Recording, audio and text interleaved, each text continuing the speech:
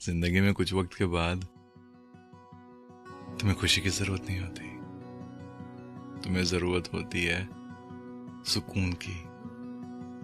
क्योंकि तुम समझ जाते हो कि खुशी ना दिमाग की बात है, वो हालात से लोगों से बदलती रहती है, पर सुकून जो है वो रूह की बात है।